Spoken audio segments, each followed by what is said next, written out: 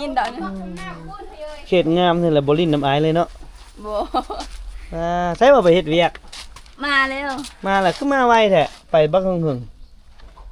ไป3เอามาอีกล่า3เดือนละถ้าเจ้าตรงไหนนี่ไม่โอ้ได้นะหักเนาะสวยไหมสวยเบอร์มาอยู่พี่สวยเบอร์พอดีเลยมันคือตัวนี้เด้น้องจอยเบิ่งดูตอนนั้นก็คักคืออยู่อุ่นเนาะบ่ต้องว่าผู้เฒ่าเด้อคนสูงวัยพอดีบ่คือพวกแม่ตัวนี้คือแม่เพอ่อนๆนี่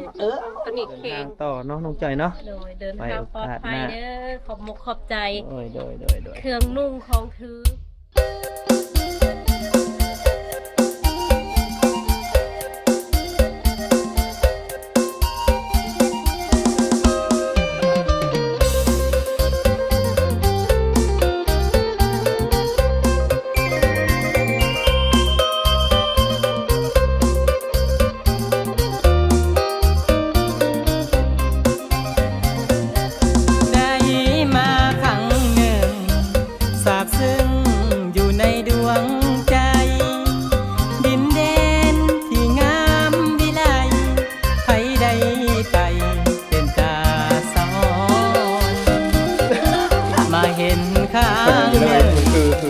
ตัวนี้เด้น้องจอยเบิ่งดู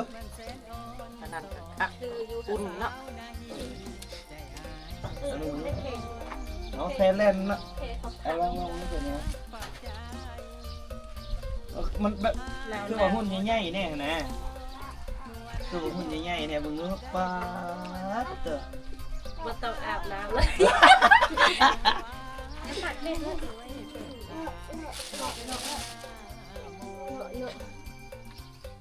นี่โอ้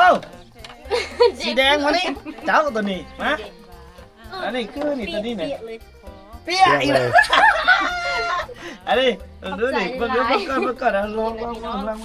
การที่เฮาตัวอ้วนเดี๋ยวเปียกมันบ่จะมีพอเท่าได้บ่เพิ่งได้ใช่เนาะพอเท่าน่าจะได้เนาะนั่งบ่นั่งเนาะเอาให้พ่อเท่าได้อันนี้ได้ให้พ่อเท่าลงมือพ่อเท่ามุดฮะกันลงตัวเด็กอ่ะนายใส่เสื้อใช่ไม่เท่าใส่ไอ้มึงสิบ่ได้เสื้อไม่เท่าพอดีบ่ได้เครื่องเดียวได้แต่เครื่องแขนจะว่าไม่เท่าคนแม่ก็บ่ได้เนาะเอาลูกเอาไว้ผู้ใดนุ่งได้กับนุ่งมันเป็นเสื้อใหม่วะมาสนาบ่ได้นุ่งเสื้อใหม่เนาะเอาลูกได้ตัว เท่าได้บ่ตัวนี้อ๋อคืออยู่ไม่เท่าตัวนี้คืออยู่ไม่เท่าคืออยู่ไม่เท่าตัวนี้คือเอ้าสีบัวกันหนาวเลือกเอากันได้ป่วยมันมักปีโป้มันมีผู้ใดนะว่านุ่งได้เสื้อเป็นใหม่บ้านนี่เนาะไม่เท่านั่นเด้เงินหลังนี่คือไม่คืองามอยู่คืองามอีกเลยห้องใส่บ่ได้หรอกย่าเด้อเนี่ยจะเป็นแพร่ของเงินคนสูงวัยบ่ต้องว่าผู้เฒ่าเด้อคนสูงวัยพอดีบ่คือพวกแม่ตัวนี้คือแม่เพอ่อนๆนี่ตัวนี้เคงตัวนี้บนลมให้มูลเลยไทยบ้านหอดสิบนลมเขาเลยมูลไว้สิบนั่นนะโจ๊ะนั่นเองเอ๋เงาเป็นตัวสุดใส่ชุดช็อปเขาเลยเขาอยากแกเอาเบิ้งแล้วนุ่งคือซอยนี้เราไปเอามาขามเลยเราไปนุ่งเครื่องเอ้นุ่งเสื่อยไหมวัฒนาเห็นเลยว่าจับเห็นพระถ่ายคลิปเมียเขาหนีเหรอ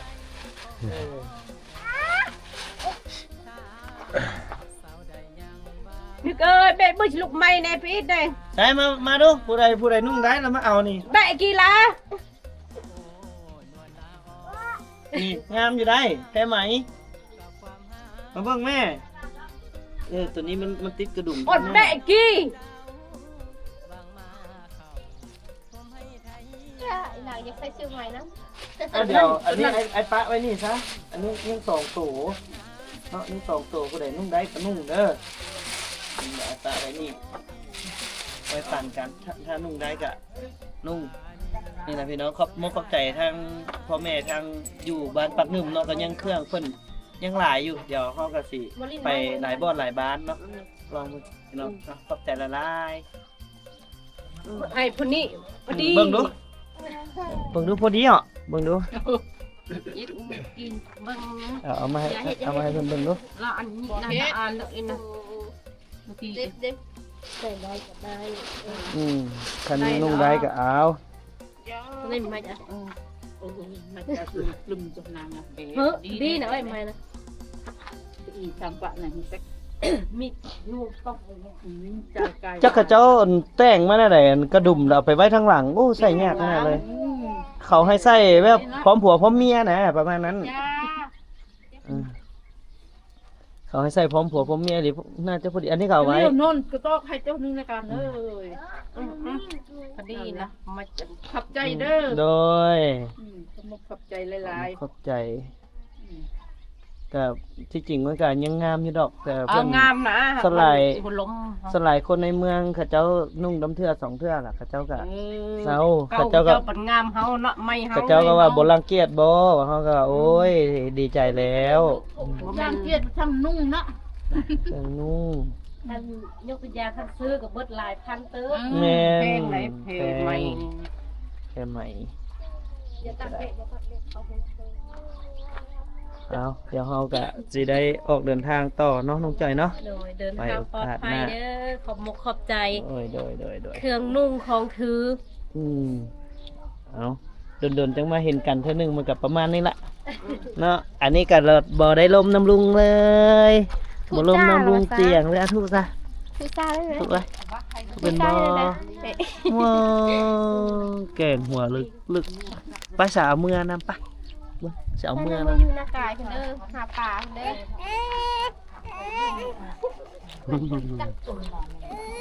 เอ้าบ่ไปอ้อ ปออ้อนไปเบิดเลยไอ้ยปออย่างนี้ เฮ้ยอย่าเฮ็ดนะ ไปบายบายเถอะนะบายบายนะบายบายลุงเลยบายบายลุงบ่ซันอุ้มเอาได้นี่เลยบายบายบายบายบอกบายบายอุ้มเลยนี่ ขึ้นรถเลยบ๊ายบายผู้เดียว โอ้ยเอาไปพี่น้องบัดนี้ถ้าเฮา มา ออก ข้ามเพราะเอาเมื่อกี้ ออกเดินทางต่อได้แหละไปต่อไปทางเด้อโอ้ยสะอ่อนมาแต่ไปเล่นผู้สาวโอ้ยหมู่ไปเล่นกลางคืนเพิ่นไปเล่นกลางเว้นคักเนาะกลางเว้นแห่งคักเพิ่นว่าเอ้าเดินทางไปต่อพี่น้องก็นี่แหละพี่น้องก็ยังเครื่องเฮาก็ยังหลายอยู่แต่ว่าก็สิไปหลายบ่อนหลายบ้านก็สิพยายามบิแบ่งให้ทั่วให้ถึงเนาะสำหรับเครื่องนุ่งของถือแล้วก็ผ้าห่มผ้าปกอีหยังต่างๆโอ้ยังหลายแฮงยังหลายพี่น้องเอ้ย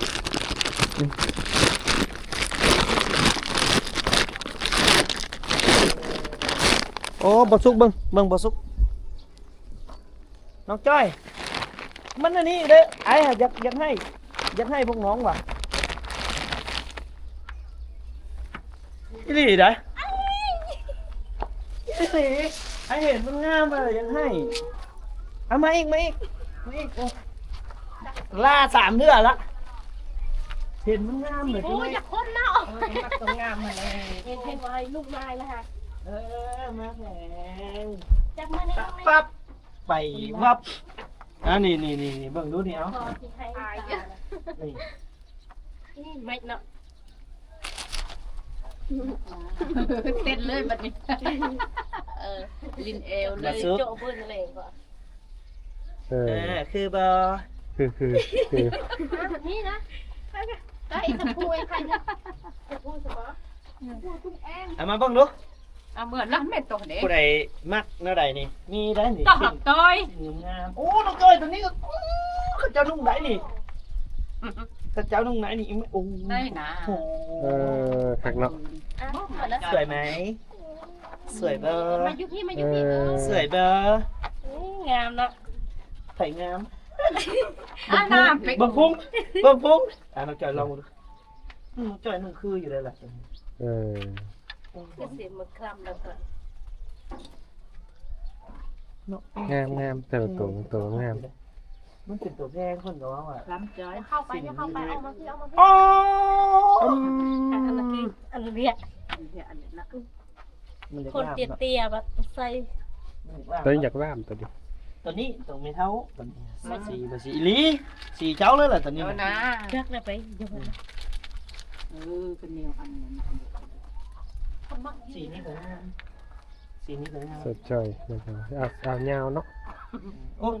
บ่สิ้นอยากสิ้นยาวโพดบ่เลยว่าแนั่นได คนยืนชุดว่าไม่ค่อยเอาจะได้พอได้ยิน น้อยก็สิได้ยินมาเด้อซื้อสิ้นเด้อสิ้นเลเด้อสิ้นเลตอนนั้นผ้า สาวพลอยสูงๆสินุ่งได้แท้สูง ใหญ่โคตร ไม่ใหญ่คือมีฮอตแพง อุ้ยเป๊ะเลยตอนนี้ เอาเป๊ะคืออยู่ได้เนาะตัวนี้นะ อายุ ๆ ไปวัดไปวา บอกเดี๋ยววันนุ่งไปหาหน่อไม้ใช่ไหม เบื่อน้ำมูดเอ็น เอานี่เด้อปะไว้นี่เลยแหละอันนี้เอาไว้ปั่นกันบุญเพกันแค่เพ ได้สิ้นงามเลยพี่น้องเอ้ย ว่าสิเมื่อแล้วผัดไปแกะ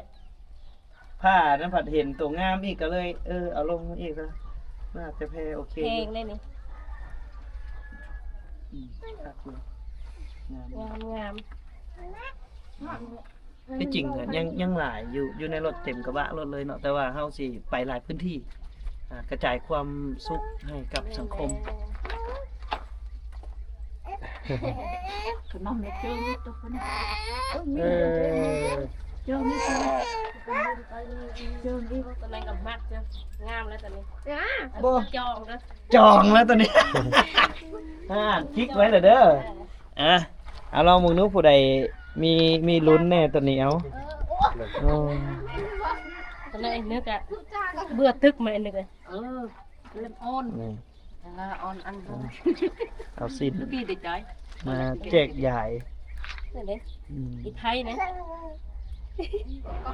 ก็ไม่ไทย เลยเนอะไปมักตะเมาะตัวนึงกับเนี่ย มักเลยไทยตัวไหนเท่า สีเทาเนาะทั้งนั้น สีเทา คืออยู่คนนั้นน่ะ ดีตัวนั้นเลย จับกับสีเทา นี่อีด้วนเลยอีตัวพี่ด้วนให้ลุกได้ปองก็เอาลุกเลยด้วน5,000บาทให้นะไปอีเตือ เอาโอ้ได้สิ้นโอ้น้องจ้อยก็ได้โอ้พี่ ขอบใจหลายเด้อขอบพระคุณหลายๆพี่น้องเอ้ยได้สินงามแล้ว พี่น้องทั้งบ้านปักงึมเมืองปักงึมแขวงเวียงจันทน์ งามเฮงเสียดายแต่หุ่นบดีซื่อๆดอกหุ่นดีเนี่ยโอ้สุดยอด ยับหัวมันอีกได้ปะ ได้ อันนั้นโยง แต่ว่าสามารถก็ย่ามันเลยม้วนขึ้นดาว พี่น้องพาสินโอ้ยสิเมื่อกับบ่ได้เมื่อย้อนผู้เดียวนี่แหละ บ่ได้เห็นโดนแล้วอยากเข้ากล้องทำไมเตียง ว่า ภาษาบ้านเฮายังหลายบอกว่า แต่ว่าเด้อบ้านเวียงพุ่นเนาะนั่งแต่รุ่นหลานแล้ว เพิ่นยังเฮียนเนาะ เอาลุ้นหลานอะไรกับผู้สาวเอา ซ้ำรุ่นหลานแล้วว่าคอยตอนอยู่บ้านน่ะเขายังขออนุญาตน้ำยังเกตอาบน้ำอยู่ ก็บ่ต้องว่าถึงดอกเดี๋ยวนี้ แต่ เขา ว่า ใหญ่ กลั นะ บมื้อวันนี้บ่ เป็น จื้อ สาว วัน ไม่ ห ได้ น้า เป็นเอาผัวแล้ว ยอมรับบ่จื้อวันหน้า เอาเฮ็ดอันใดซะเนาะ ยอมรับอันนี้ก็เจ้าใหญ่ไว้เนาะเดี๋ยว แม่น น้อยกันนั้นแหละเพราะว่าดนแล้วพี่น้องบ่ได้เห็นหน้าอายเพิ่นกินฮอดอยากเข้ากล้องน้ำ โดนแล้วพอเพิ่นไม่ได้มาโดนแล้ว ก็โดนอีหลีโดนแท้โดนล่าโดนจะลืมข้าวพุ่นล่ะ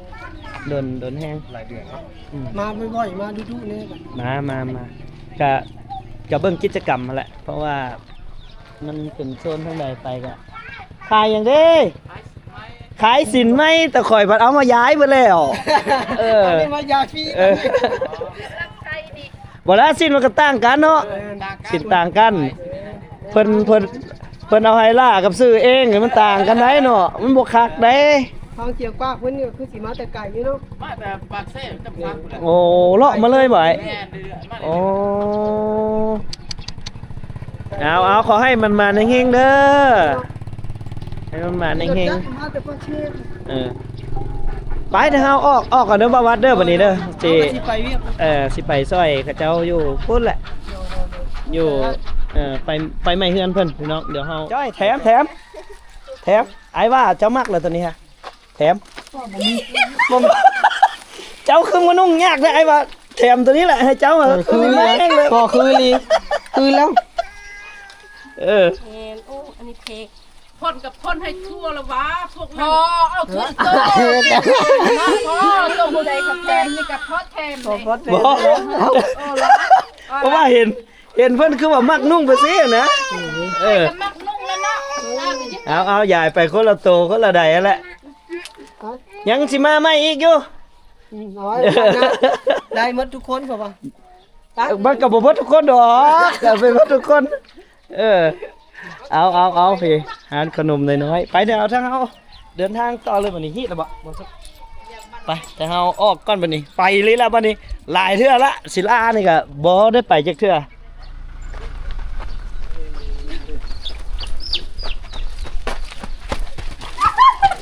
โอ้อันนี้ดอกนี่ เขตงามนี่แหละบ่ลิ้นน้ำอายเลยเนาะ บ่ ใช้ว่าไปเฮ็ดเวียก มาแล้ว มาแล้วคือมาไวแท้ไปบักหึง